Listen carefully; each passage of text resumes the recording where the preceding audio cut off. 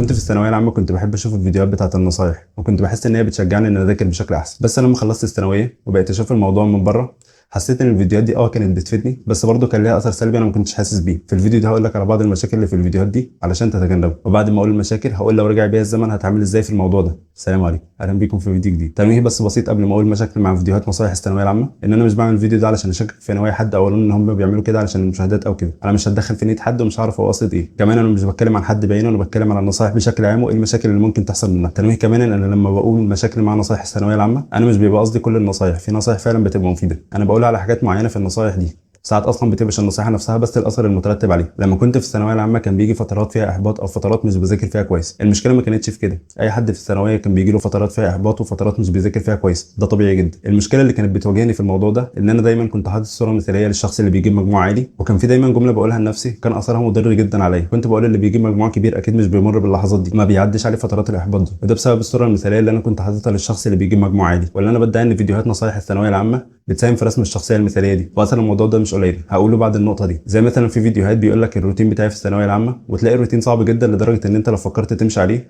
مش هتعرف تعمله غير يوم واحد، وغالبا الشخص ما كانش بالمثاليه دي في الثانويه العامه. المشكله في الموضوع ده ان في حاجه اسمها السيلف فولفيلينج بروفيسي او النبوءه ذاتيه التحقق، وهي ان الشخص بيعمل الحاجه لمجرد انه متوقع منه كده. فالواحد لما بيتخيل صوره مثاليه للشخص اللي بيطلع الاول او بيجيب مجموع كبير ويقارن نفسه بالصوره دي ويلاقي نفسه مش واصل للصوره المثاليه دي، بيتكون عنده اعتقاد ان عمره ما هيجيب مجموع كبير لان هو ما وصلش للصوره المثاليه دي. لما يتكون عنده الاعتقاد ده مش بيجيب مجموع فعلا، وده مش علشان هو ما وصلش للصوره المثاليه دي، بس علشان هو كان معتقد كده بس. فالاعتقاد نفسه هو اللي كان المشكله، مش ان هو ما وصلش للصوره المثاليه اللي هو كان حاططها لنفسه. لما خلصت الثانويه الحمد لله ربنا رزقني بمجموع كبير، ادركت ان الصوره دي مش موجوده خالص. حتى الناس اللي اعرفهم وجابوا مجموع كبير كان بيبقى عندهم نفس فترات الاحباط دي، ومحدش كان بالمثاليه اللي الفيديوهات دي بتدعيها. اوقات برضه لما كنت بدخل اشوف الفيديوهات دي كنت بدخل في دوامه واشوف فيديو ورا فيديو، وبدل ما اكون داخل اشوف فيديو علشان يساعدني في حاجه معينه، الموضوع نفسه بيتحول لمشكله، وبتتحول الفيديوهات دي لمصدر تشتت وطريقه من طرق التسويف. والمشكله ان انت بتبقى فاكر ان انت بتعمل حاجه ليها قيمه، وغالبا انت اصلا مش بتبقى محتاج الفيديوهات دي. هقول لك على حل كويس للموضوع ده في الجزء اللي هقول فيه هعمل ايه لو رجع بيا الزمن. عاده انت مش بتبقى محتاج كميه الفيديوهات دي علشان تبدا، وغالبا انت بتبقى عارف المفروض تعمل ايه. في فيديو كده كل سنه بيبقى جاهز بعد نتيجه الثانويه العامه، الفيديو ده غالبا بيبقى عنوانه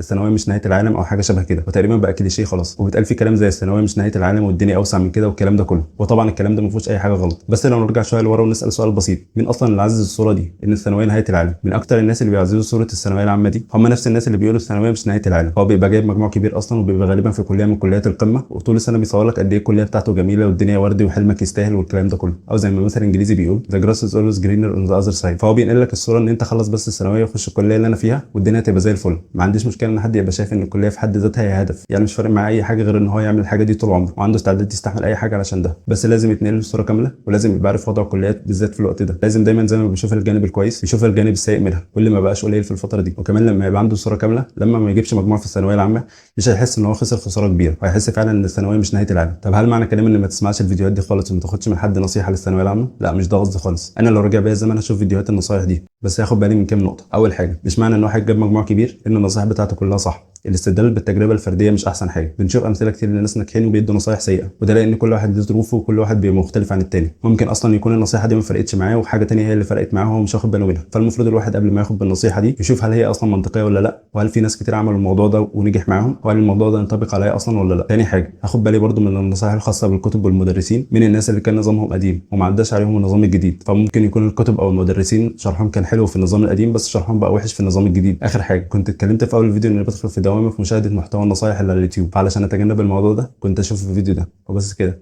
سلام عليكم.